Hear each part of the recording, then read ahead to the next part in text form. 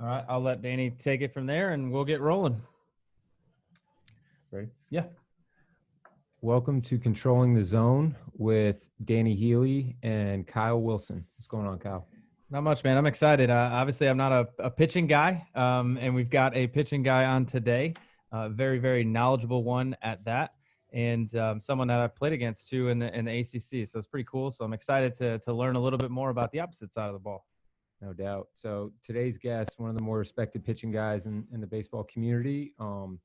He turned himself from a lanky left-handed pitcher living in the mid-70s to a mid to upper 90s reliever taken by the Chicago White Sox in the 15th round of the MLB draft. After walking on at the University of Maryland and transforming his body and delivery, he spent time with the White Sox org and is one of the more, again, respected minds in the velocity development realm. He recently opened up a new facility in Charlotte and is continuing to train hundreds of athletes across the country remotely.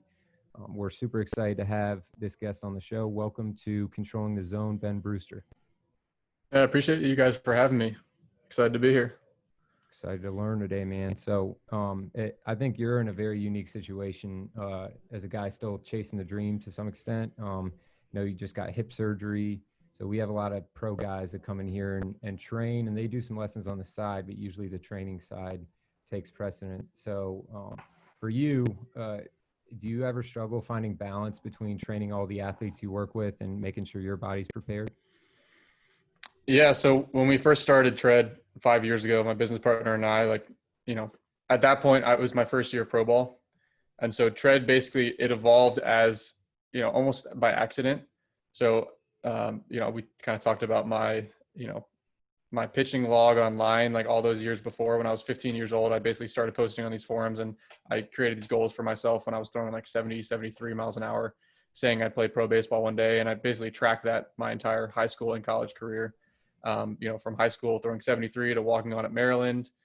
And so I finally ended up getting picked up as a senior, drafted by the White Sox. And so that first year, I started having people reach out who'd read the log for 7 years saying, "Hey, will you train my kid? Like, hey, I live in Florida, but, can you write something for my kid? Or can you take a look at his mechanics? Or, I'll pay you for it." And so it basically evolved organically out of that. We had 10, 15 people that wanted me to, wanted to pay me to write programs for them. And I'm not just going to sit here and give them a, crappy product. So I was trying to figure out, okay, well, how can I assess them remotely? Like, how can I write them a program that's not just like a generic lifting, but gives them the nutrition information they need? How can I organize that in a way that they can understand it, for a 15-year-old kid or a professional guy? And so it basically started organically from that. But the idea was never that it would take over from my baseball career at any point. So from the very start, it was baseball first, my career first, and how can I spend basically part-time, like every other waking moment is basically spent towards building Tread into what it was today.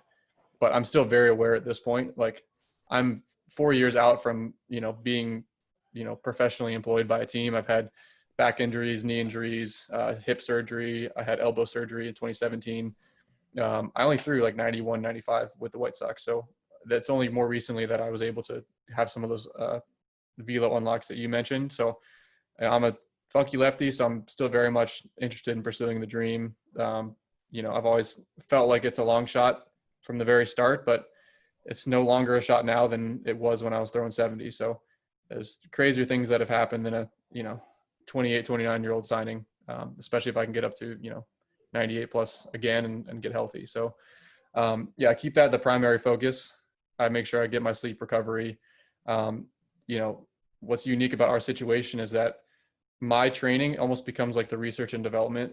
My rehab from every injury, it becomes the research and development for what we're doing. Like every time I have an injury and go through that rehab process and see what could I do better? Why did this injury occur? Like that really starts to work its way into how we train athletes. Like all the mistakes I've made through the entire, 15-year process for myself manifest, like just going through elbow surgery. Like we have a whole protocol of mistakes I made through my elbow rehab, like things that I learned that helped a ton with, addressing the nerve, addressing the scar tissue, like little things that aren't in the traditional protocols that you get, that you learn as you go through it yourself. And so me focusing on my training, there's a lot of overlap between what I'm doing, what I'm learning, and what we end up applying to the 300 plus athletes that we coach as a company. Yeah, that's awesome. Obviously, having yourself as a test dummy per se is awesome for the athletes that you're able to train. And you and I have a mutual friend in Max Weiner, who's the pitching coordinator for the Seattle Mariners.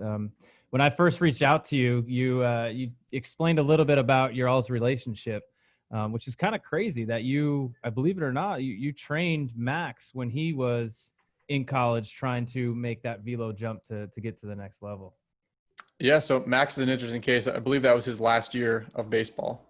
After that year, he did retire and he moved on to coaching right away. He made that jump very seamlessly because he was such a bright guy and knew so much. But yeah, he was an interesting case where I believe he had been an over-the-top guy, 87, 88 over-the-top guy, and he had been told to drop down submarine, and he was throwing like 82 submarine. And he's like, what do I do? Like, I'm trying to get noticed, but I'm throwing like 82 submarine. I'm like, well, why don't we try this? So one of the nastiest guys I'd ever played with in college was a lefty pitcher who submarine guy, threw 84, 85. I don't know if you might remember a weird lefty from Maryland. Would have been 2011 maybe. Yeah, it's His name after was my time. Okay, his name was Corey Wacker, but he didn't get drafted. But he was one of the nastier guys. So he'd throw 84 miles an hour lefty, like true submarine, just everything sunk 2 feet. And then he would just come out of nowhere with a 90 mile an hour over the top fastball. As like 0-2, he'd just like pull out this straight over the top fastball. Like two So we're pitchers like, Max, in one. yeah, exactly. So we're like, Max, why don't we try this? Like, you're not going to get a ton of exposure throwing 82 submarine. We think we can get you 84 submarine, but why don't we take that 88 you had over the top? Let's get that to 90 and let's get your submarine to 84. Now you're a dual threat pitcher. Now you're not just a submarine guy like everybody else. You're a submarine guy who can also throw 90 when you need to. And so we used long toss and things like that to work on the over the top delivery. And we got his submarine velo up a couple miles an hour. And so that really played well for him that year. He didn't get drafted, but he was just an interesting case of kind of, everything we're doing is we're trying to think outside the box and see what we can do to get that guy to the next level. And so that was a very like unconventional suggestion, but he was all for it. It's like, yeah, that makes total sense. Why would I not, have that extra pitch that I can still go to that separates me from all the other submarine guys and separates me from all the other guys that are throwing, just stock, guys throwing 90. Yeah. So it kind of gave him 3 dimensions as a pitcher. Yeah, have that extra, tool in the toolbox, I guess you can say, to be more successful. And Max is such an awesome guy. He's had just short, brief coaching career, and he's already, a hitting coordinator. And what he did in Seattle last year was pretty good. I know they brought in a lot of prospects for us, but he was awesome and fun to work with. That's for sure.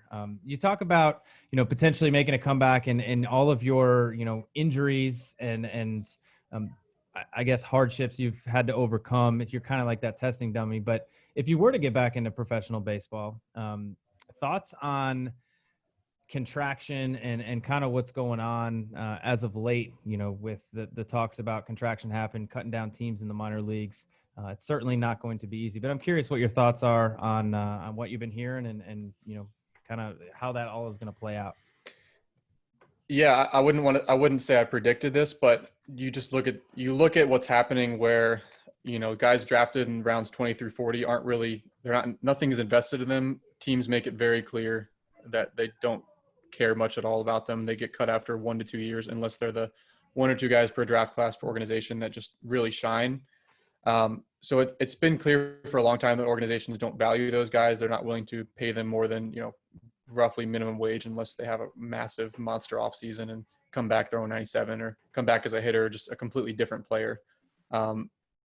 So the economics of it, I think it's either they're going to be willing to drop that extra money to truly give them a chance and try to develop them, or they're just going to consolidate.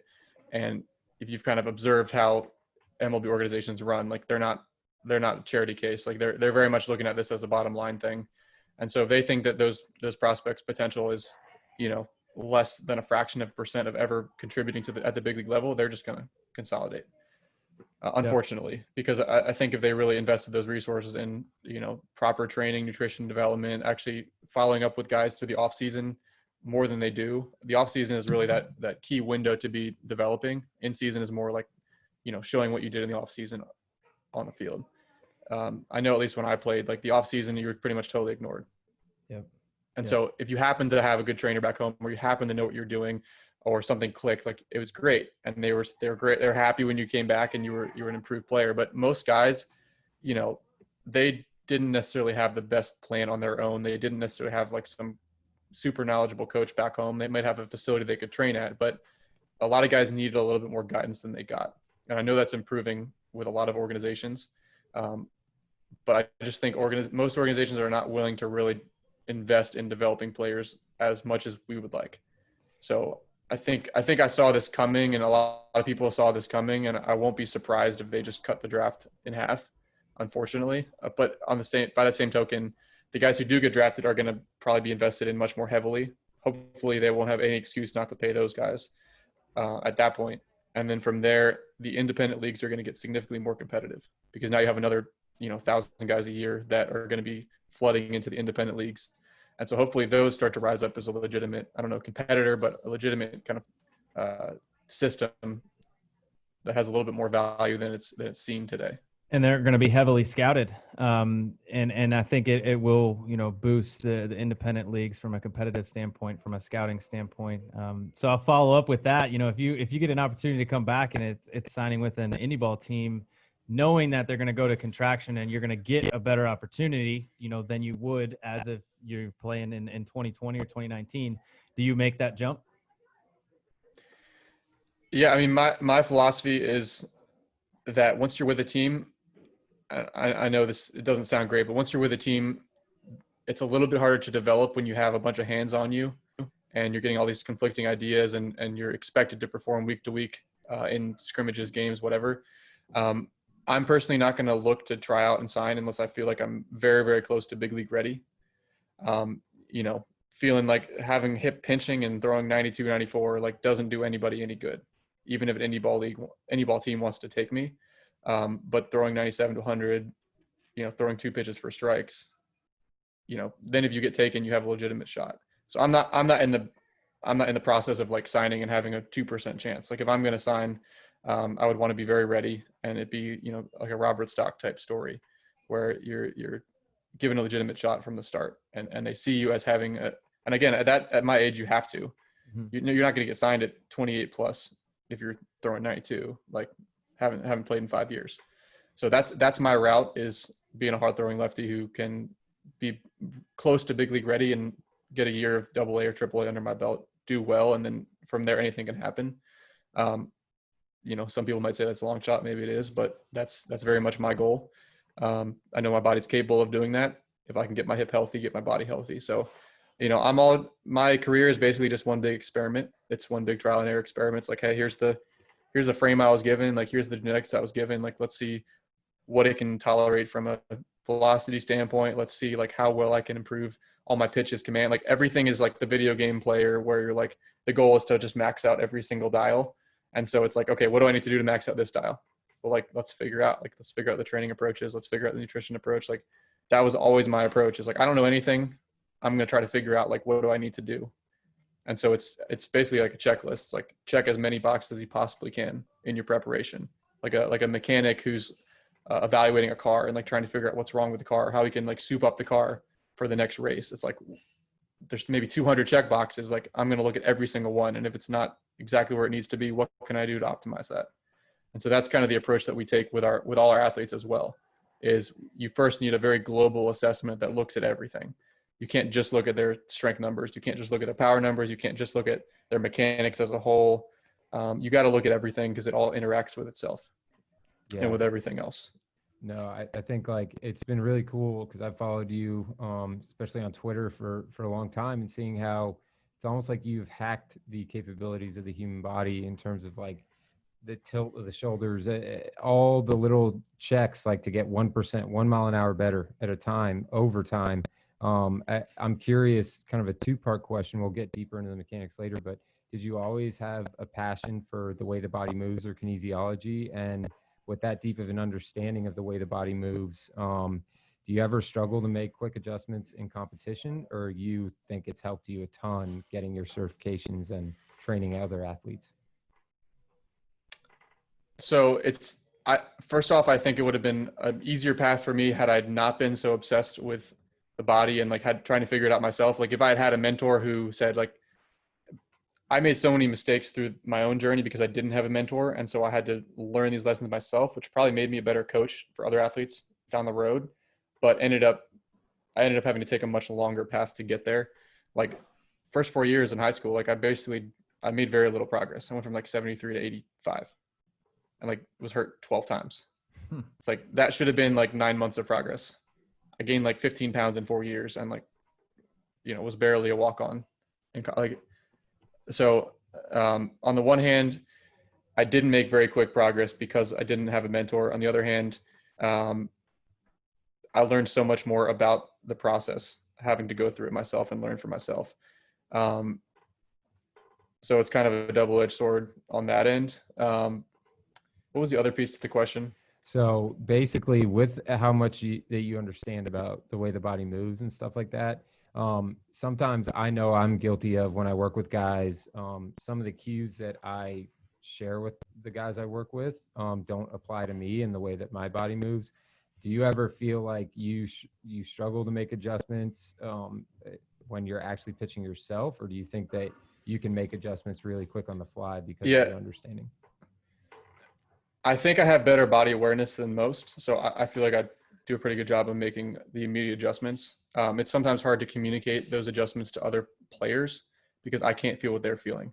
But if I understand what I'm trying to achieve in my mechanics and I can feel what I'm feeling, I think it's actually quicker to make the adjustment. So one of the first things that we'll do if we're trying to make an adjustment with an athlete is you want them to truly understand, like at the base level, why they're doing it and what the adjustment is. If you just say like, get downhill better, and they don't really understand why, and they don't really understand like what that looks like. 2 examples of like a guy getting uphill, guy getting downhill. If they don't really understand it, it's much more difficult for them to make the change, at least, especially for more complicated changes. Mm-hmm. But if they understand the why, they can understand like what it should look like. And then you can communicate a feel, like not only should it look like this, here's the why, but here's like how it should feel. Like it should feel like you're, a little bit of a side crunch as you rotate down, like to help you get downhill, or you should feel like you're coiling into the back hip and coiling into those glute fibers versus just sitting it. Like if you can communicate the feel and the why, it helps guys make those changes. So for me, I would say it's easy to make changes relative to other people because I understand the why and I can feel it in my own body.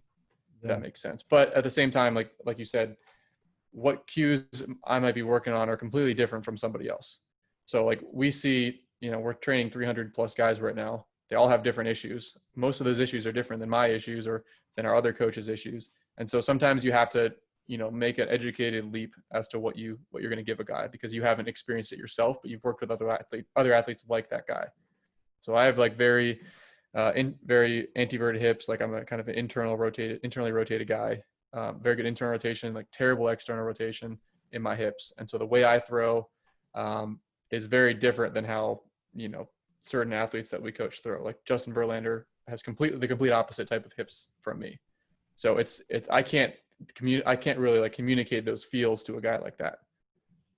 I can understand what's worked in the past for guys like that I've coached, but I can't speak one-to-one with that guy on a feel basis because I don't have the same structure in my body that guy does. Yeah, it makes complete sense. You talk about in the beginning of this episode, being 15 and writing on forums and kind of taking your career and your development kind of in your own hands at such a young age. You get to the University of Maryland, and obviously you have pitching coaches, and you certainly did obviously in professional baseball as well. But how did that relationship look like? Did they allow you to do your own thing? Did they allow you to collaborate with them, or did you kind of have to sneak off and do things on your own? Yeah, to continue that development. So it definitely was a little bit of a struggle at times because especially when you have a really hands-on pitching guy and there's a conflict because you can't, if someone says, if the pitching guy wants me to like, have a super big leg lift and, that feels uncomfortable and I'm trying to work on something else, I can't just, some pitching coaches aren't receptive to you saying, well, actually you're like the freshman, you're like the worst player on the team as like a freshman at an ACC school. You can't just be like, no, like that doesn't feel good. I'm going to do it this way. So there's definitely times where, and this is why I'm so careful with my own athletes at this point with forcing changes, is because I've been there where changes were forced on me that I knew weren't helping. I could feel they were disconnecting my mechanics. I could tell I was pushing the ball. I could tell the velocity was down, but they wouldn't put a radar gun on it to confirm that it was like, no one would measure anything most of the time.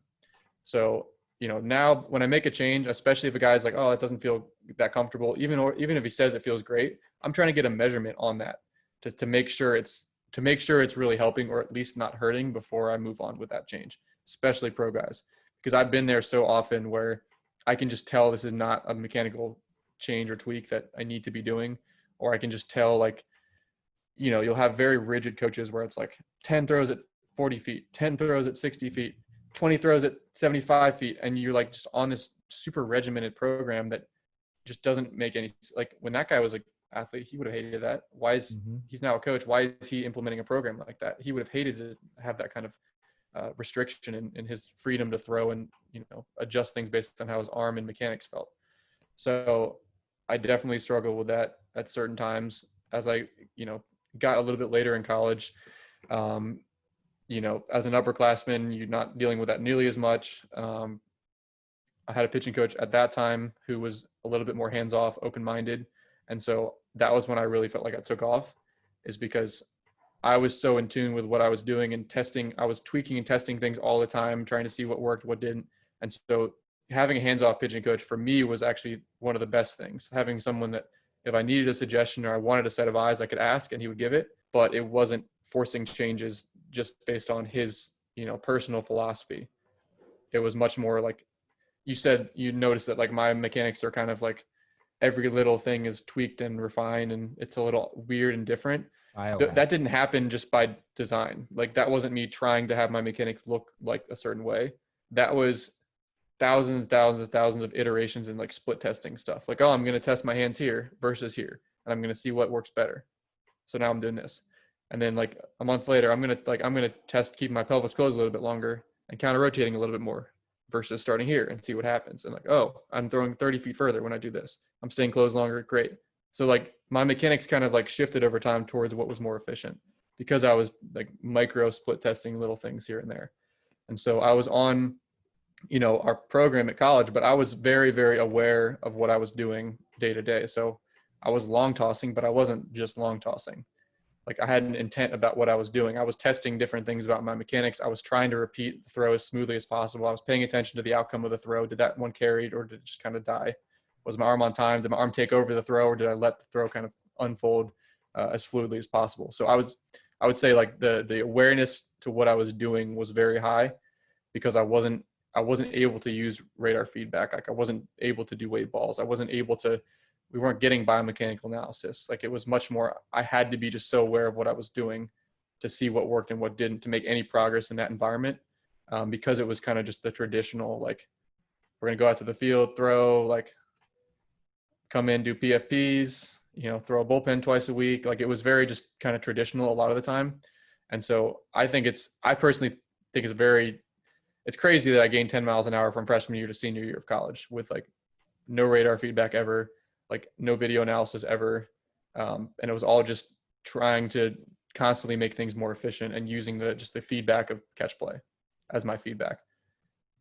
Yeah. And that's not optimal by any means, but it's still very possible to make progress despite a lot of restrictions and what you're being forced to do.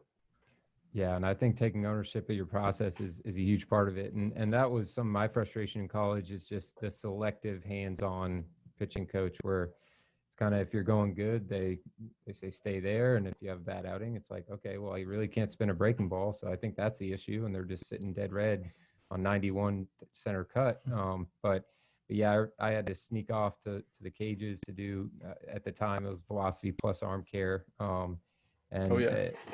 So just I think having the freedom to kind of like do something with intent, even if it was productive or counterproductive, I just think letting guys self-discover a little bit is huge. So I love it helps with buy-in too. Like if you give guys the ability to do that and you don't treat them like they're, like seventh graders, like most guys will. You're gonna have like 10% of the guys that are just knuckleheads. Like they're gonna take advantage of that. They're gonna screw around and they need someone holding their hand. But most guys, especially as you get to like the higher college levels, professional levels, they're there for a reason. They have some awareness of what they're doing. They're taking it seriously. Like you give them a little bit of freedom, like you said, to self-discover, and they're going to buy into what you're telling them way more.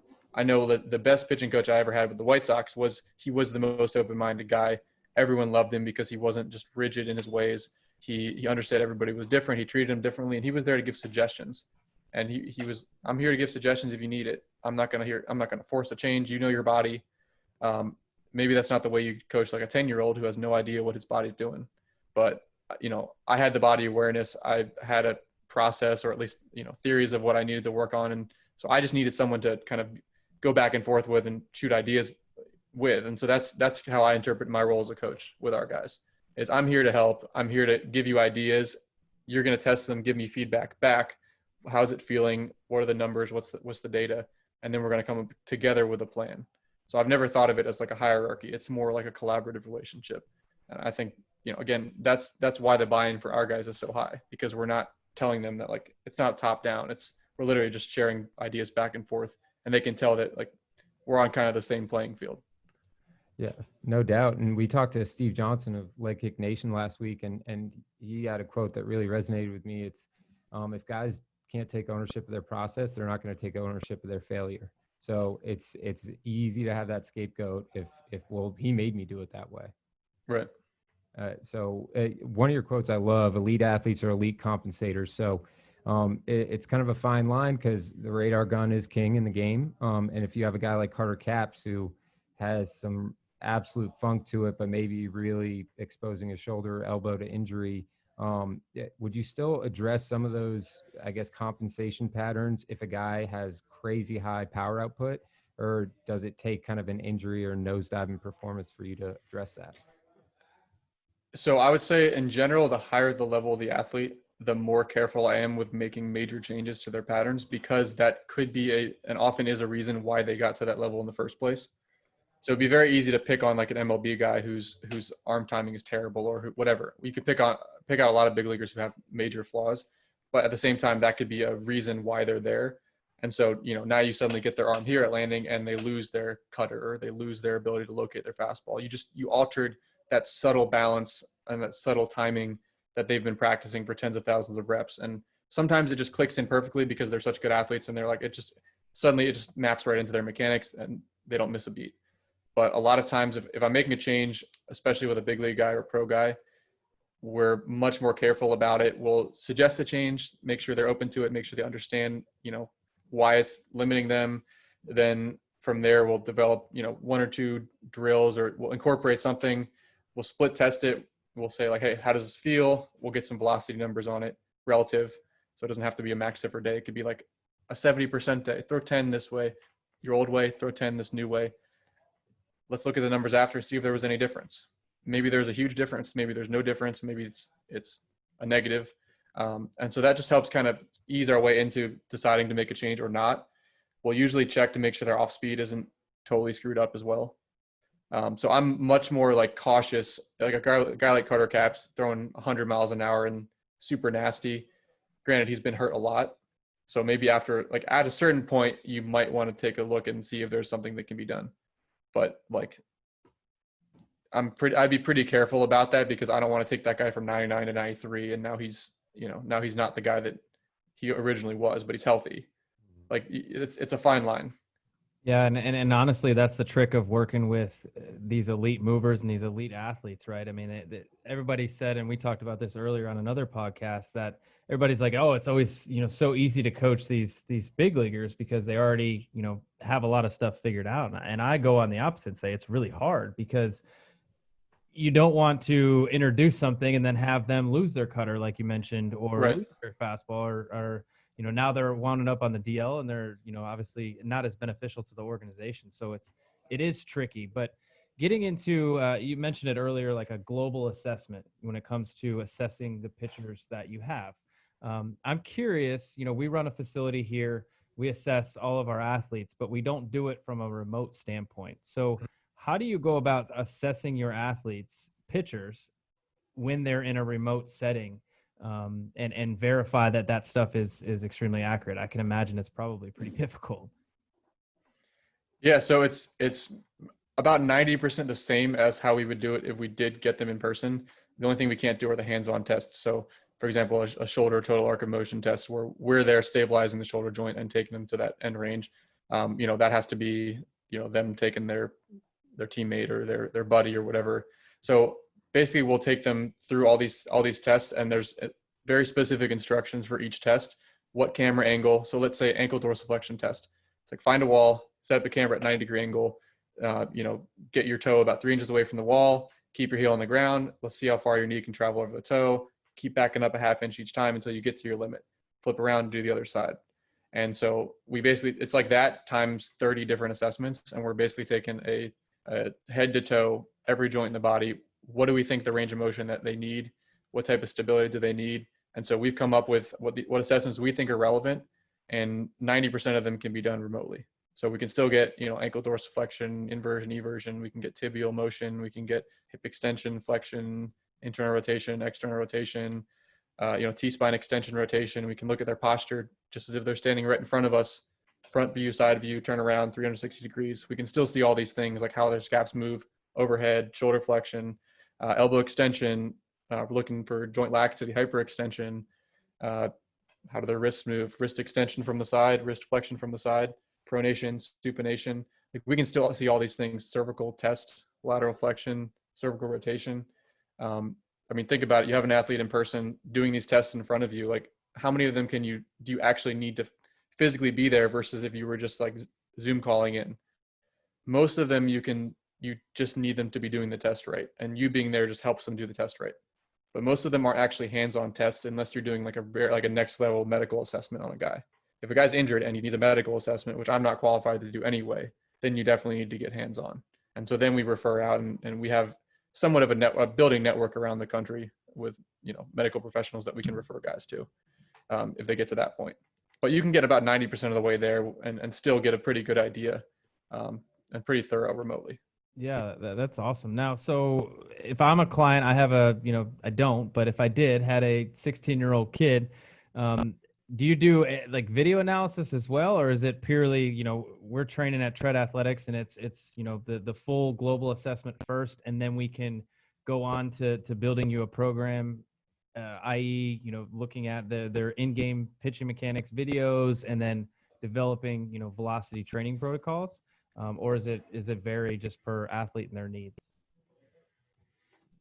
So in general, we don't like to piecemeal the programs together, although we do for some athletes.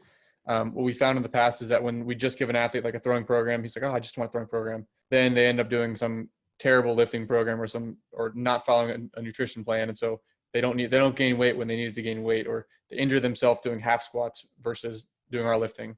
Or we give them a lifting plan because that's all they want, but then they go hurt themselves throwing, pull down 7 days a week because we didn't handle the throwing aspect.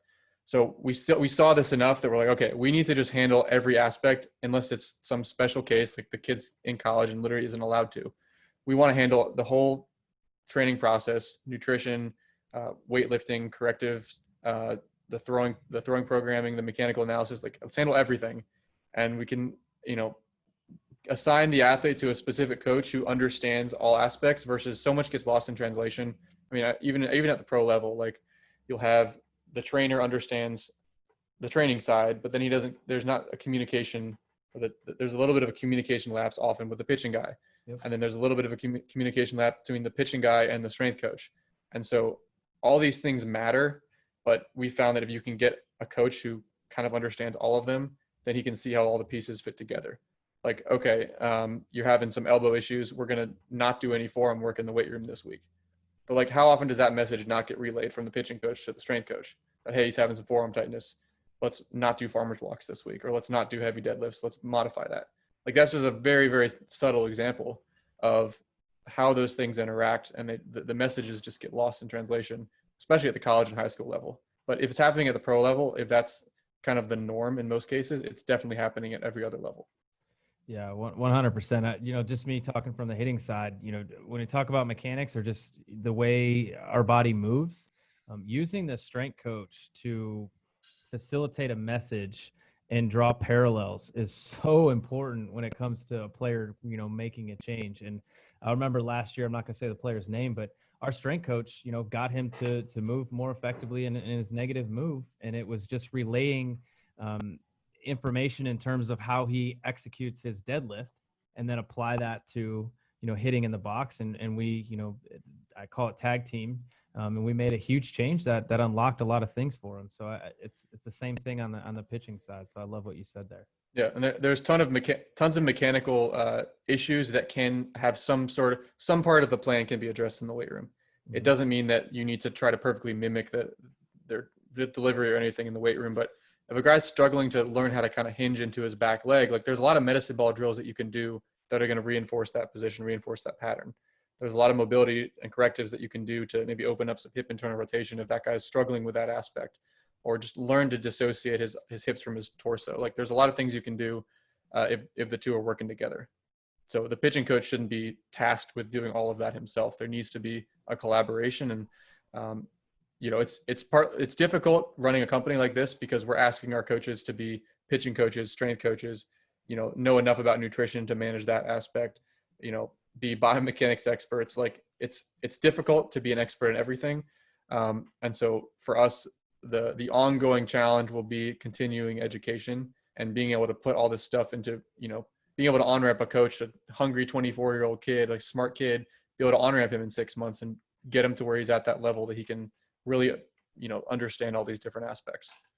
Yeah, no doubt. Me and Kyle both got on base use certified last year, and the whole NASCAR pit crew approach, it kind of is the way it should have been a long time ago, and hopefully the game is trending that way. But diving into some of the mechanical stuff, this is purely for me and the kids that I work with. But the concept of drift, kind of getting your center of mass moving down the mound early, I noticed that a lot of times when I kind of push guys to do that, sometimes they'll just shoot the hips forward or lose the ground, drift on their toe.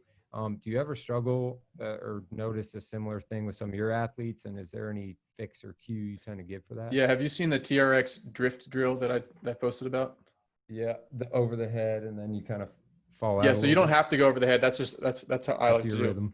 Yeah. So basically you put them at the peak of their leg lift.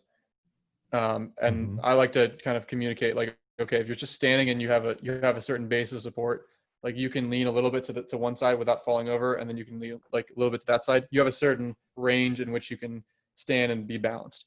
The idea is like we're lifting our leg just to that edge. It's not just like reaching and falling, because you can't control that. That's too much of a fall. It's like a 10% lean or shift during the leg lift.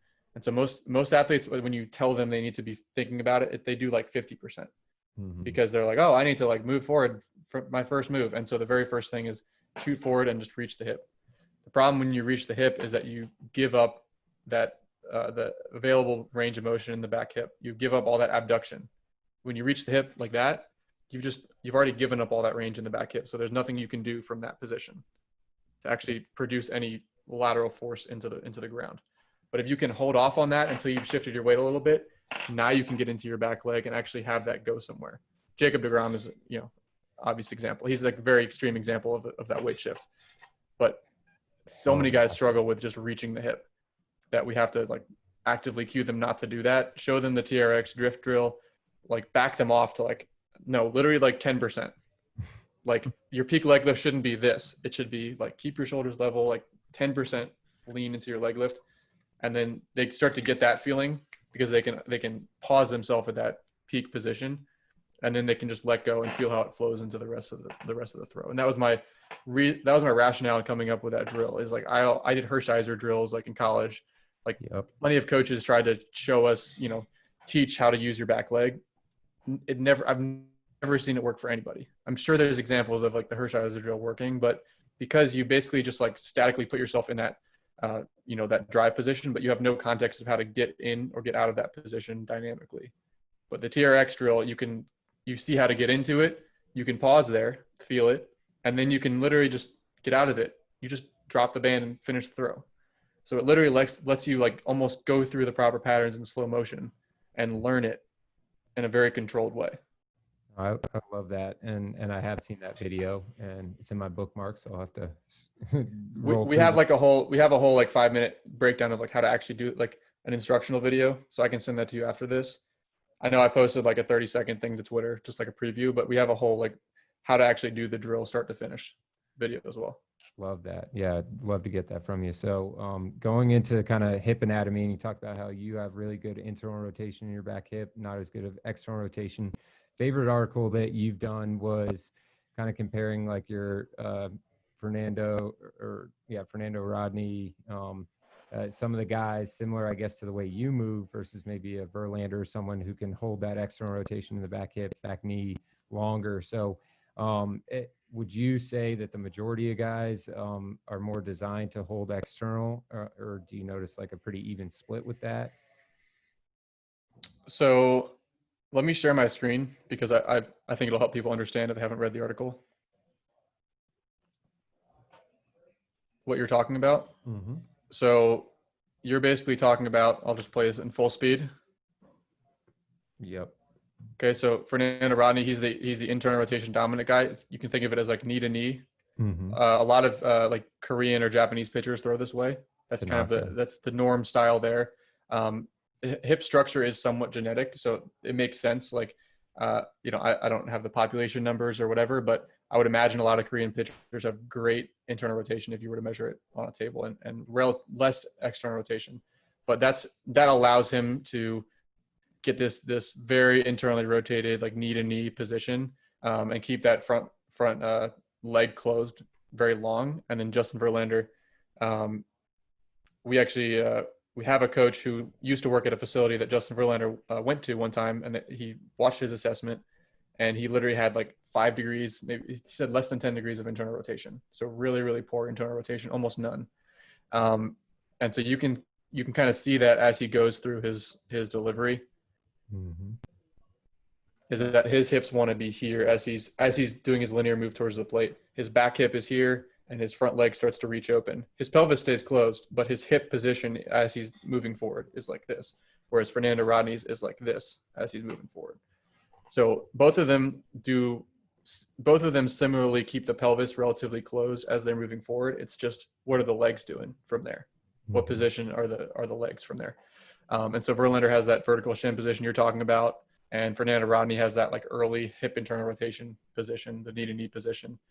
I'm not 100% convinced that Verlander isn't in relative internal rotation. In other words, it's less internally rotated than Rodney, but I'm not totally convinced that he's not just in a slight bit of internal rotation. It's just for him, he doesn't have much, so it's less. So like for Verlander, he might only have, and I'll stand up to show. This would have to be studied, so I'm not convinced. This is my hypothesis. So what's neutral? Neutral is all you're doing is abducting. So this is neutral. This is also neutral right there. Okay, what's internal? Internal would only be that. So if you turn, you can either turn the pelvis, and let's say he has 10 degrees. I could turn the pelvis 10 degrees over the femur, like that. Now I'm in internal. I could turn the pelvis 10 degrees this way. Now I'm in external. Back to neutral. I could turn the knee out 10 degrees. Now I'm in external. I could turn the knee in 10 degrees, internal. So it's when you're dealing with that little motion at your hips into internal, like this could be max internal for him, and this could be neutral. And you can't really tell from a video. You would need some, like you can tell in the Fernando Rodney example, like he's obviously a crazy amount of internal rotation. But with Verlander, I'm not convinced that he's actually like in external. He could be in neutral or like very, very slightly like 5 degrees of internal. So it just looks very different the way his hips are structured, because relative to Fernando Rodney, he's in a significantly different position. So we don't have to force that vertical shin, is what you're saying. I think, yeah, depending on an athlete's structure, if you try vertical shin, it's going to either feel very, very awkward or it's going to feel great. Mm-hmm. And so it's pretty easy to split test that. If you can play with the foot position on the rubber, so you can play even foot position, 15 degrees backwards or 15 degrees inwards. Test those 3 positions. Blind test it, 10 throws of each. You're usually going to see a clear winner, or at least 2 of them, usually neutral and back or neutral and in, that are clear winners. So that'll give you an idea. and then cueing the vertical shin. I think most guys that have pretty good hip external rotation, it works. Like I would say that's still a good option, but there's certain the guys like me who have great hip internal and terrible external, like it just doesn't work. So when I try to do that and I split test it, everything is down 2 to 3 miles an hour, if not 4 miles an hour. Doesn't matter what intensity I'm throwing at, like everything is just down. And my hip starts to pinch. Like I just don't have the range to do that and hold that as I move forward. And I think if you took Fernando Rodney and you told him to keep a vertical shin as he moves forward, he's going to tell you no way, or his velo is going to drop 2 miles an hour, 3 miles an hour. So it's one of those things that I don't think there's not a universal rule. You're going to have to test the athlete and see what works. And you're going to have a decent idea of where to start that testing based on their actual movement assessment. This is an athlete who he's thrown 97, so pretty hard thrower, bad internal rotation. Mm-hmm. So not great. Better than from what I've heard Verlander has, but not great. I mean, maybe 20 degrees. Not great at all. Here's my hip. This is a Faber test, but it gives you an idea of my external rotation. There. So pretty terrible. So like I'm missing a ton of ER in my hip. He's missing a ton of IR in his hip. And so that manifests itself in terms of how we throw. He throws much more vertical shin. I throw much more like Fernando Rodney. Some guys are pretty good internal, pretty good external, and they can kind of get away with either way. So you want to test both and then see kind of what feels the most comfortable, what gets the best results as far as a repeatability standpoint. If there's any velocity difference, you kind of just have to collect the numbers, get the feedback from them, and then see what direction to take from there. Yeah, it's a little bit over my head when it comes to pitching, but I know Danny, certainly understands that stuff, and that's where he gets super excited. But I know this is a movement on the hitting side, and I certainly believe it is on the pitching side as well. The idea of tight and loose movers, right? One, how do you categorize them? And then two, do you find a loose mover or a tight mover is easier to work with and develop velocity? Or is it just, purely on the individual itself? So I don't think that it changes the approach as much as people like to think.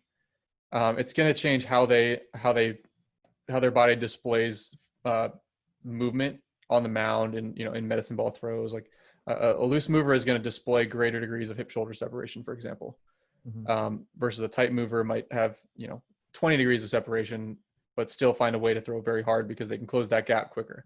But in terms of how we would train them, I don't think there's a huge difference.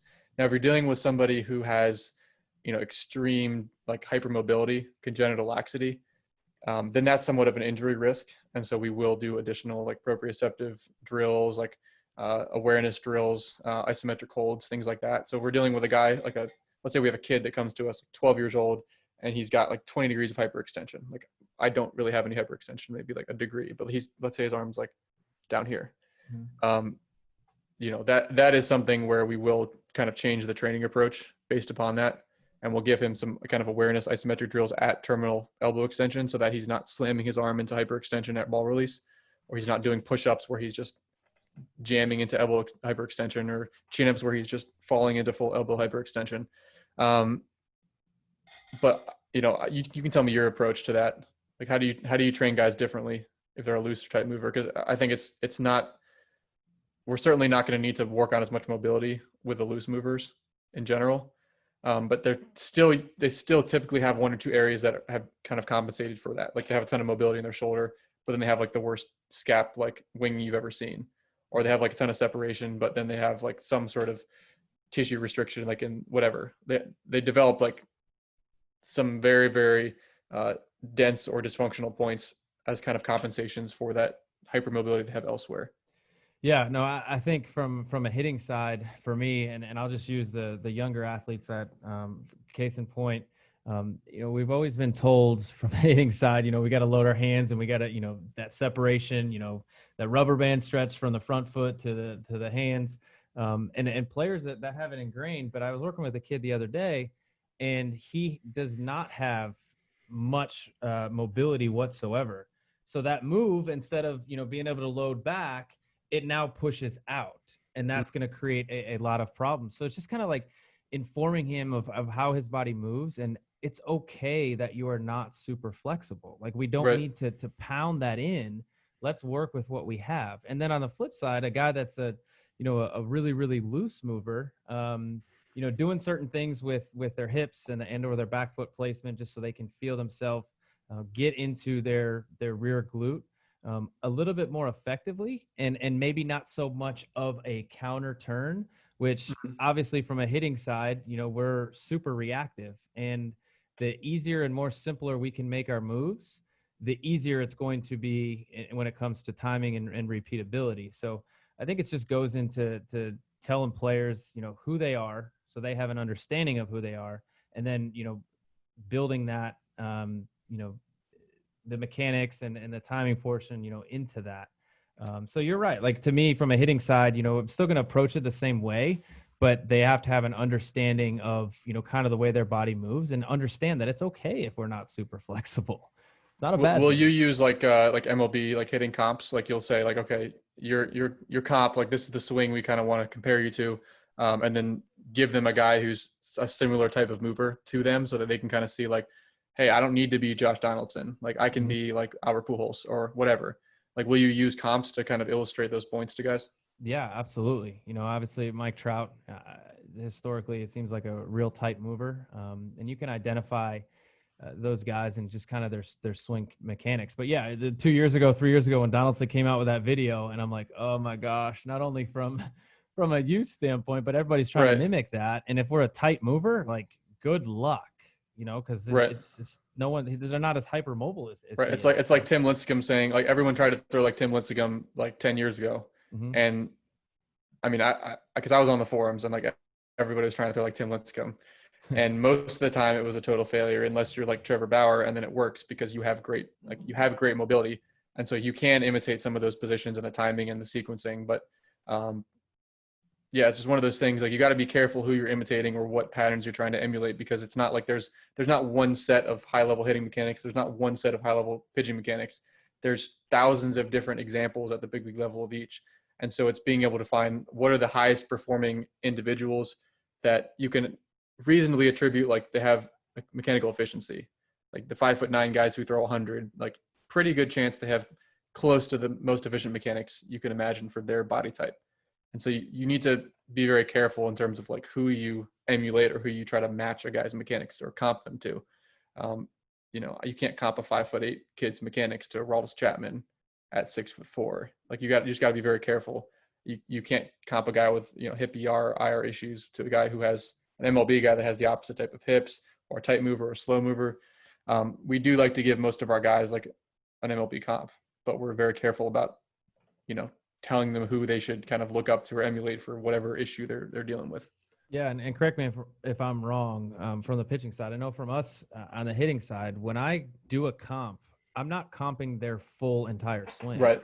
I'm comping, a particular move that they might Right. have. And I think that's crucial when we're teaching our athletes. It's like, don't make your swing look like Mike Trout's, but you are a tight mover, so maybe make your lower body move or your negative move look like him, or whatever it is. Break up pieces of it and try to emulate that. The closer you can get to the whole thing being similar, like, if you can find a guy who let's say you have a guy who's got very clean mechanics that you're working with, but he's just getting a little uphill. If you can find a guy who has very similar mechanics, but the only thing he does differently is that he gets downhill, then it makes the comparison perfect, because they can visualize, okay, this is exactly what I would look like if I just got downhill. Everything stays the same except for this move right there. So if you can, I mean, I understand what you're saying, but the best comps are the ones that are very similar leg lift, very similar tempo, very similar rhythm. And then like the one or two things that you're working on with the guy are the exact things that guy does better than him. And then he sees like, oh, wow, like that's exactly right. Like, that's what I'm trying to achieve. And so that's what makes the perfect comp. If you can't find a perfect comp, then you got to kind of break it up and say, like, this is your leg lift comp, or this is your weight shift comp, or this is your, arm action comp or arm slot comp. But sometimes you can find, if you have an index of all these guys, like, occasionally you can find ones that just really match them perfectly. And it just helps so much to have a visual of what you're trying to improve versus just this abstract, like, you can abstractly describe it, but if they can really see and imitate it, I found that can help a lot, especially with like watching video. If you can find like a full speed video of that guy throwing, if it is a good comp, they can emulate the rhythm temp. Like, it's so much better for them to be able to see and study from than just like looking at 1,000 frame per second video where you almost lose so much of the throw. Which is weird to say when you look at high speed video that you're losing some of the throw, but you're losing the essence of like that throw. The dynamic. You're losing the rhythm and the tempo and like how everything flows, because all you're seeing is like, yeah. And so you need that for certain things. Like, you're going to look at some subtle release or pitch design, work or whatever. You need to be able to use high speed video for certain purposes. But I think it's now at the point where every iPhone video I'm getting sent from my guys is like 120 frame per second slow-mo. And I'm like, send me full speed video. Like, I want to see how everything flows together. I can still slow it down. 30 frames is enough for most issues that we're going to be working on. Yeah, no doubt. And I was literally one of the guys that you talked about guilty of trying to copy Tim Lincecum. And I was tilted over, high 3/4 over the top guy, Giovanni Gallardo, Michael Waka, Tim Lincecum. And it's like they all, first off, different sizes, all three of them kind of small, medium, big. And then they move different. And so I wasn't looking at kind of the bones of the delivery, more some of the peripheral, just like personal preference things, and just kind of lost my natural athleticism. But I think coaching pitching can be complicated in general. Luckily, they have the advantage over the hitters, but there are some contradicting, I guess, themes like push, drive, like punch the ball home, like throw with intent. But one concept you talk about, I think that's awesome, is relaxing and rotating, or relaxing into rotating. Can you kind of explain that concept a little bit? Yeah. So let me screen share. Let's see. Why don't we just use let's say Verlander. Let's go with Verlander. So the way that we break up the lower half, this is kind of what I've decided makes the most sense to me, is the simplest way to think about it, is there's basically 3 parts. I guess you could call it 4 parts, but the first is a weight shift, which is that's the drift. That's this movement. So you see with Verlander, he's getting a forward shift as he lifts his leg. It's not a balance point. Forward shift. Because of that, he's saved up all this available, range in his back hip. He hasn't used any of that hip abduction, which would be the foot going this way. So he's saved that up. So now that he shifted his weight, as he gets into that back leg, more of that force is actually going to be going horizontally versus just if he was at a balance point, that force would be lost vertically. So he gets into his back leg here. This is the hinge that you were saying. Some people call it a push, a drive. I like what Trevor Bauer describes it as, which is a drop, because drop doesn't signify like I'm trying to put as much force as possible into the rubber, or I'm trying to rapidly extend or contract my quad to move forward. The second you do that, you end up overextending the back hip, the knee and the back leg, and then you can't actually convert that move to rotation. So when guys say triple extension, like, don't do that. Triple extension would be going from here and doing a lateral jump and trying to push off as hard as you can. What happens then is this leg extends and then it can't rotate. And so then pitching is rotation. We're trying to get this. The lower half is only useful if we can convert this linear move into rotation so that we can create this tornado effect into the torso and into the arm. That's what we're ultimately trying to do. So how do you do that? You efficiently weight shift so that your linear move actually goes horizontal, gets you going horizontally, but you don't extend through the quad. So he's loaded through the glute. He's coiled in the pelvis. Again, I'm not sure if he's in. I believe he's in relative IR for him, which is just very little. So he's in a vertical shin position. So he's dropping. He's riding it linearly with a closed pelvis. And then the relax into rotation is this movement right here. So I learned this in college, or I learned that this was important in college, right there. So he's not powering the hips through. He's not torquing on the low back and trying to throw his hips towards first base. He's letting those hips just unload. He's letting them relax and rotate down. He's keeping his abdominals and his low back relaxed as that happens. if he stays tight through his abs, tight through his low back and forces this rotation, not only is that very difficult on the low back. So this is how I hurt my low back in college. I told you, I mean, I have a story for every time I've been injured. I learned something about the body and something about mechanics. But, I was always under the impression you had to try to rotate the hips as fast as possible. And so I would just be torquing on my back constantly, trying to turn the hips as fast as possible. And I would tense through my abs. I would tense through my low back, and I would be throwing the hips forward, but none of it actually made its way into the torso. And I never felt like I was getting anything out of my hips, despite trying as hard as I could to rotate my hips. And so coming back from the low back injury, I was very concerned with re-injuring my low back. And so as I was coming back, I was like trying to just not use it. I was trying to relax my low back as much as possible and just kind of let my hips just flow open. And I noticed as I was rehabbing, I was like, the ball's coming out better than it ever has in my life, at lower perceived efforts. And that was the difference, is as I got to the end of my linear move, which is right about here, I thought about just relaxing my hips open as I held my shoulders back. I was trying to just let the hips go, hold the shoulders back. And so that's this move right here. There's the shift, or you call this the drift. Mm-hmm. Trevor Bauer calls this the drop. You call it a drive. You call it a hinge, whatever you want to call it. But that's the linear move forward. So drift, drop, rotate.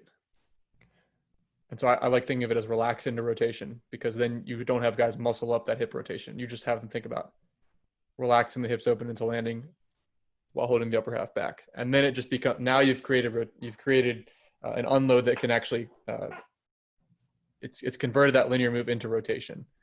So if you just triple extend, you're just catapulting into your front leg, and it's just a linear car crash. But when you move forward like this and then you unload into landing, that it converts the linear move into rotation, and now that rotation spirals its way up the chain. That makes sense. Yeah, that's super interesting. And I mean, when you look at a guy like Verlander, the guy's been throwing gas for, I don't know, feels like 20 years, and his mechanics, I mean, to the naked eye at least, they haven't changed a ton. And so it's probably something he wasn't coached up on. He just naturally moves extremely well.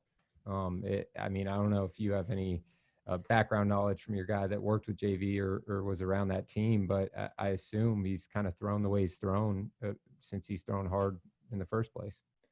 Yeah, I mean, I would be speculating as well, but I haven't. This clip, I believe, is from 2011 from YouTube, and I can't say I've noticed any major differences in his patterns. I have to go back and look year to year to see what might have changed that's real, subtle, but his patterns have stayed roughly the same. And I think you find that for a lot of big leaguers, because they get there in the first place because they have very efficient patterns. And so the ones that stick around tend to maintain those efficient patterns. And the ones that start to develop bad habits just kind of fizzle out. Sometimes you'll see guys that like recreate themselves and, gain efficiency. But a lot of times, the very best guys, they have some consistency to their mechanics over their careers. I mean, maybe like Nolan Ryan, he's an example of a guy who kind of evolved a little bit with his mechanics over time. Mm-hmm. But the fundamentals of what he was doing, the efficiency didn't change. The weight shift and the linear move and the unloading and the separation, like the fundamentals didn't change a ton. Just the stylistic aspects, like the height of the leg lift and the style of the handbrake changed.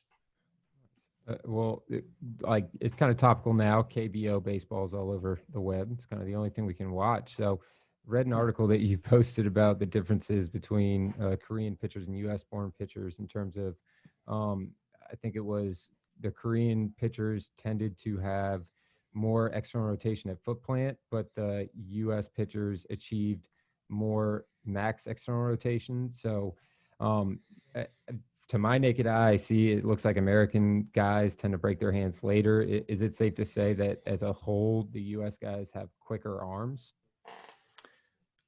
I think that would be a fair assumption. This study so Graham Lehman wrote this article. I believe, the study was from 2002. So keep in mind that since 2002, the average velos in both leagues have gone up quite a bit. These guys were throwing, the Americans were throwing 85 in the study, and the Koreans were throwing 77 in the study at 100% in a bullpen.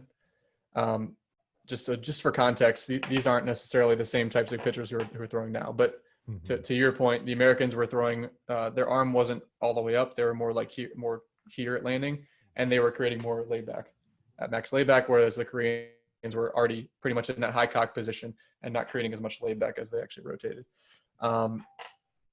I think it's fair to say that they're going through obviously a deeper range of motion, but that arm action, that unwinding of the whip is happening later.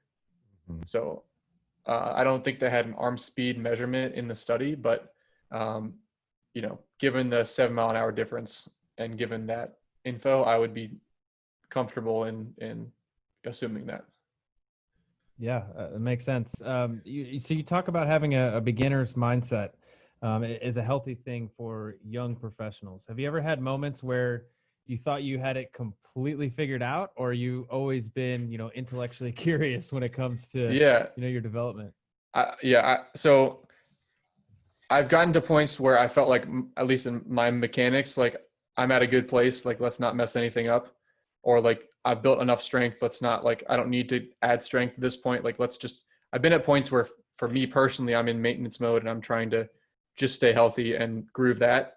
As a whole though, I think anyone who thinks they figured it out is lying to themselves. Like I've never really gotten to a point where I felt like if I could take anybody just off the street and get them throwing 95, like within the year, like then maybe I've got it all figured out. But like within 300 plus athletes, it's like everybody has a different plateau or a different issue that you're struggling through and you're brainstorming. And not that I'm coaching all 300, but like every single guy has a unique situation. And so you learn so much just through that trial and error process with each guy. You have common issues that arise all the time, but there's so many like subtle things that we haven't figured out yet. Yeah. There's so many like subtle interactions between, body mechanics and, previous ankle sprains and how their ankle now like kind of caves in when they're getting into their back leg, or the type of mound they're throwing on, or they're, slept funny on their neck and now they're flying open with their front shoulder because they're losing cervical rotation. Like there's so many like tiny complex things that are interactions that are going on that I don't think we're ever going to figure it out. But to your point, like the beginner's mindset is, I think, the only way to really be successful in most, like to really continue learning, you have to be passionate and curious and understand that you don't have it figured out. So like you need to approach it without an ego. There's a lot of coaches that, I think I tweeted about this yesterday. Like they already know what they're going to give you before they even talk to you. They already know that they're going to give you the same 5 drills. They're going to tell you to just reverse lunge and like, deadlift. And like, that's their plan. And they already know they're going to give it to you. You might as well just not even talk to them because they're just going to hand you the same sheet. Yep. So like, what's the point? Like, I don't know how you have that much confidence in what you're doing just because it's going to help a certain amount of guys. Like a certain amount of guys do need to get stronger, and, just long tossing will help them. Whatever your 5 drills are, some of those are going to work for certain guys, but I don't know how you can oversee all the guys that it's not working for and just like sleep at night. Yeah. That like, yes, I can just give somebody like a generic program and 20% of them are going to get a lot better, and I can just market those 20%. Yep. But what about the other 80% that don't make progress? Like, are you just going to tell everybody that I have the answers when 80% of them are just behind the scenes struggling? Mm-hmm. No, that's not ethical. Yep. No, I 100% agree. And it goes back to kind of the stock programs that are kind of pushed on us as athletes. I know as a coach, we want to, shy away from that. That's for sure.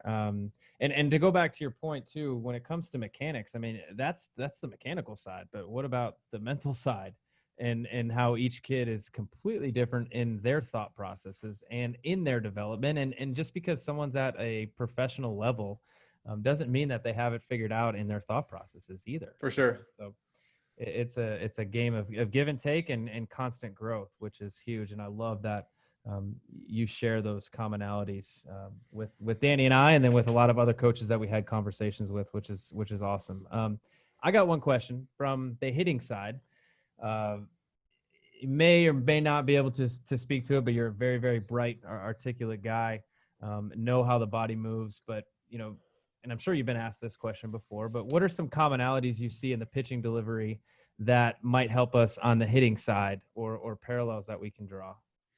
So it's definitely still rotation. So there's a lot of carryover in terms of You get a guy to learn how to unload the hips properly.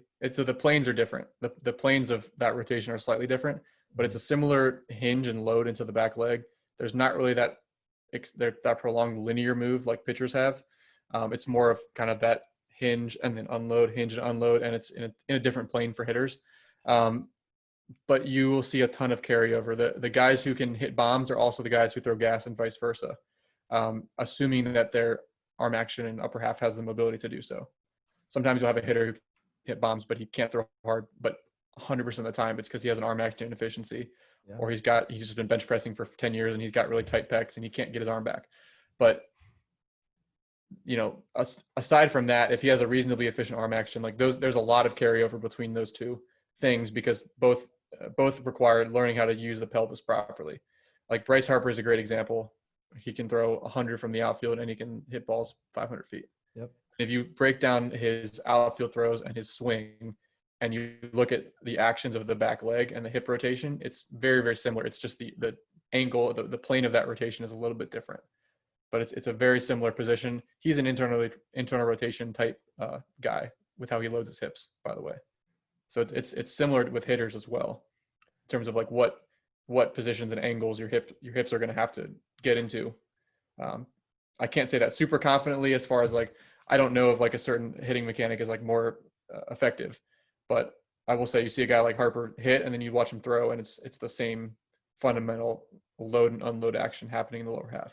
What's crazy too is obviously he's a left-handed hitter and a right-handed thrower. Balanced. Right. So yeah, I imagine super balanced, but obviously, when he throws, he's rotating to the left, and when he hits, he's rotating to the right, so. Yeah. I've thought about that. Like when I have if I have a son and he plays baseball, like, so many of the asymmetries we see are because you're always rotating to one side. Like, do you just teach that kid not to be like an ambidextrous pitcher, but just to keep him balanced, like just so he doesn't start developing those asymmetries? Or is that just like double the workload and practice time, just to incrementally decrease his injury risk? Yeah. That would be an interesting test. Like if you could just take like 10 kids and do that and follow them for, 15 years and see what happens. Time to have some kids, Kyle. It's about that time. Start popping them out. Yeah. Or if that's even beneficial, like you could argue some of the adaptations are, beneficial to throwers. Like humor retroversion, for example, like your bones literally warp to accommodate another, 10 degrees, give or take, of layback in your throwing shoulder, just from throwing at a young age. Or, you gain that layback, you lose a little bit of internal rotation. You gain hip flexion on your lead leg. Like your hamstrings literally like more flexible on your lead leg as a thrower, because you're constantly following through over that leg if you test it next to your back leg.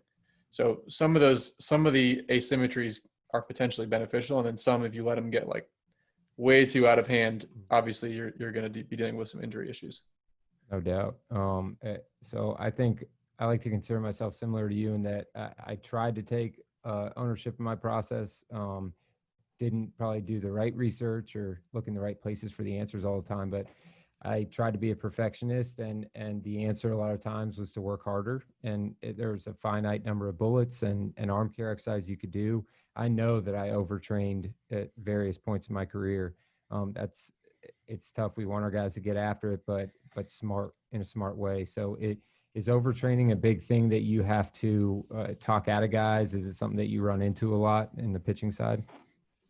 It is, especially at the college level, where they're trying to get after it, their training, but then they're also doing like 7 days of running with their pitching coach, and then they're doing 3 days of speed and conditioning with their strength coach. And I would say the main reason that guys get overtrained is because they're not accounting for all these different like they're not accounting for how the throwing is interacting with the lifting, is interacting with like their speed and conditioning work, is interacting with anything else they're doing like throughout the day. Like maybe they're walking or whatever 4 miles a day to and from class, like if they have a big campus like we had at Maryland. Like maybe they're like one of my athletes right now, he's a Royals guy. He got a job during quarantine just to make some money, and it was a manual labor job. Like he was on his feet all day, and his bullpen numbers dipped like 3 miles an hour. And we were like trying to figure out what was going on. I was like asking about like, what's going on? Like, what's the deal? There's no reason you should be dropping. And he told me about the job, and I said, like, look, it's probably for the best if you find a way to drop that job and get something less manual. And he did. And I mean, he threw 100 the next week. He literally had like an all-time PR the next week. He went from top in 98, then he got the job, couldn't break 94.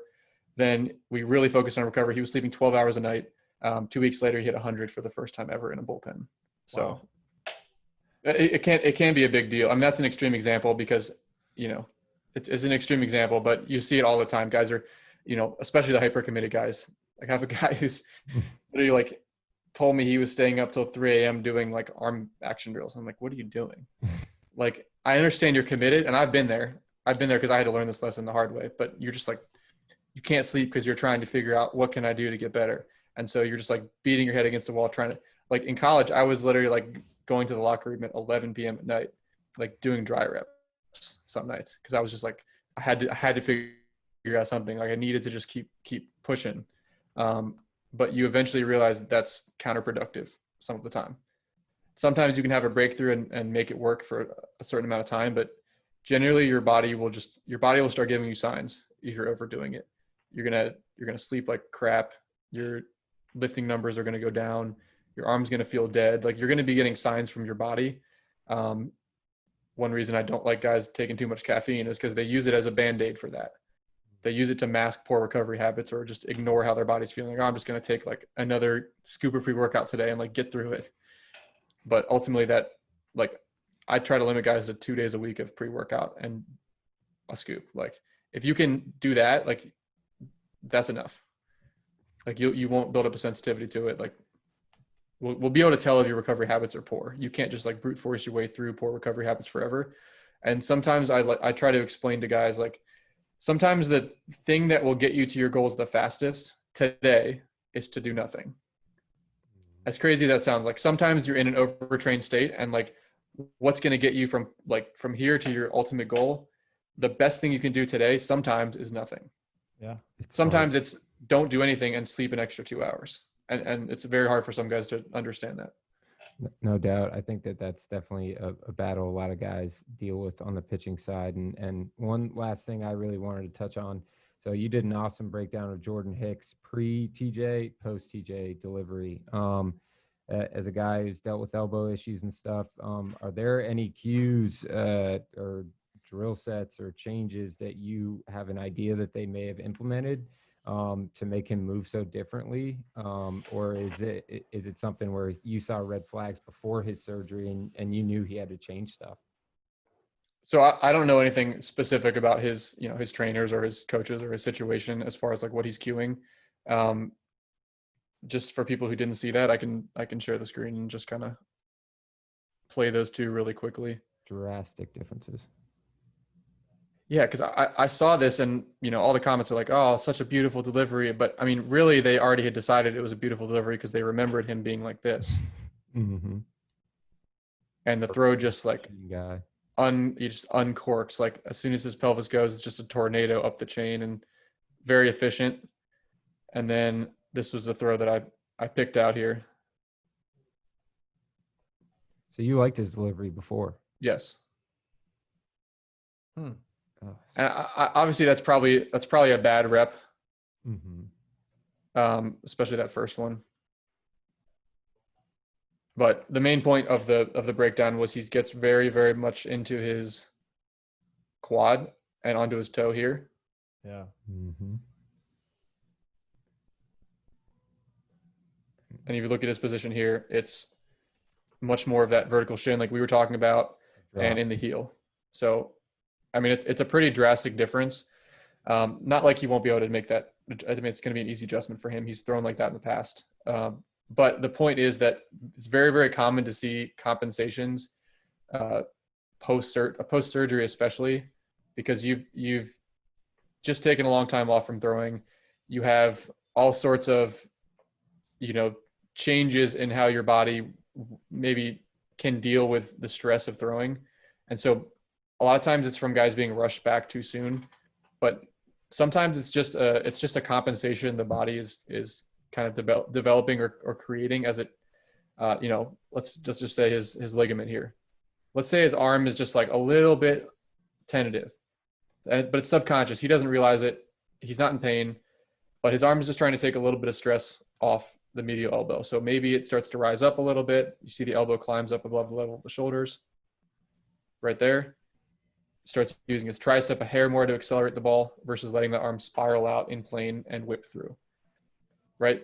Maybe he just, started building up a little bit of a bad habit from throwing, 20%, 30%, 40% effort. And it's easy to get away with getting into your quad at low efforts. And his trainer maybe just didn't notice that. It's not something he's been focusing on. So these subtle things can kind of creep in and you don't realize it once you get to 100%, that you've developed a bad habit. So it's something that you need to be constantly aware of during a rehab process and monitor it constantly. Yeah. So like basically his arm's not unraveling in the plane. Yeah. So like I mentioned, that tornado analogy, as soon as the pelvis goes, right, the pelvis rotates in this plane.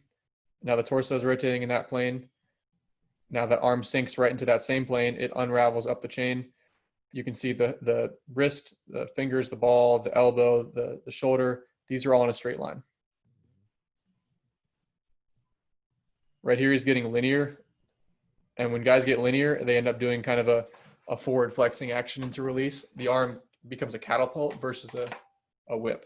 Versus the arm spiraling out and around and being straight at ball release, it ends up being a forward push. And so that's what's happening. When you see the elbow climb, that tends to mean the arm is taking over the throw and they're getting linear.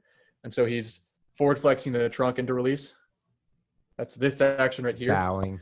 The arm is catapulting forward versus rotating around like this. Mm-hmm.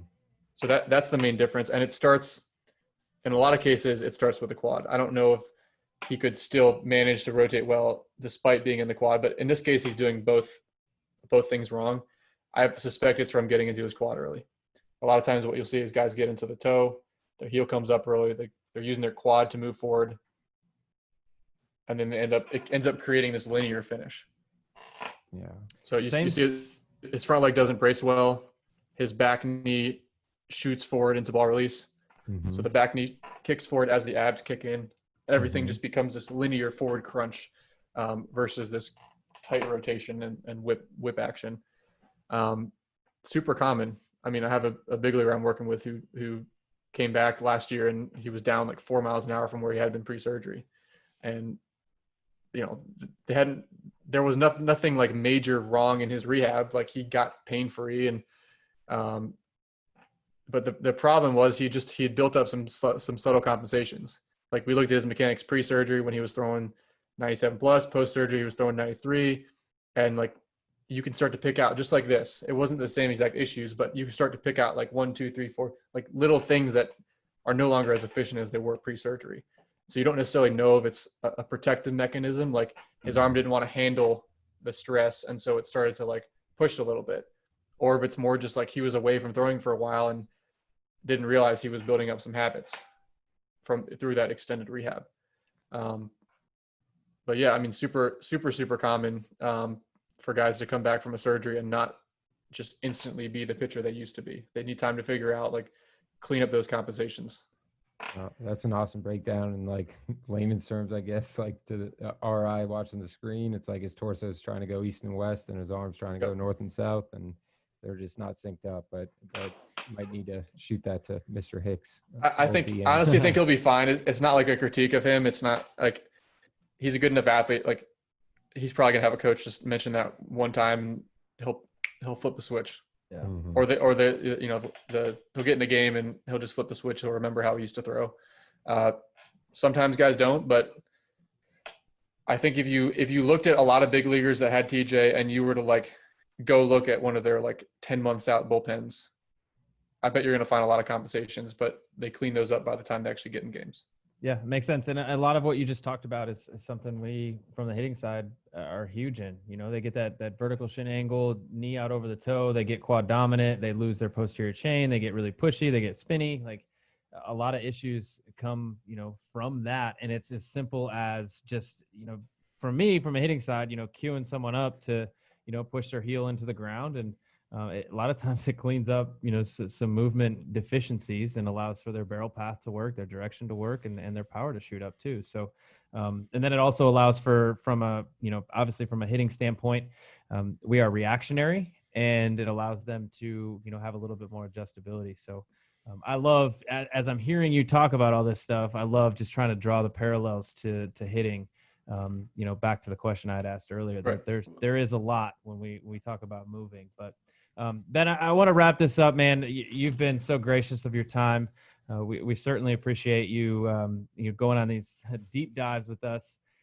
You're pretty close to us. We're in Raleigh, North Carolina, and obviously you're just moved into Charlotte, but you do a lot of online stuff. So any of our listeners that have kids or kids themselves, if they do want to get in touch with you to, join your online program, or maybe in the Charlotte area and want to, swing by your place, how would they go about doing so? Yeah, so they can follow us on social media at Tread Athletics. Our website is treadathletics.com.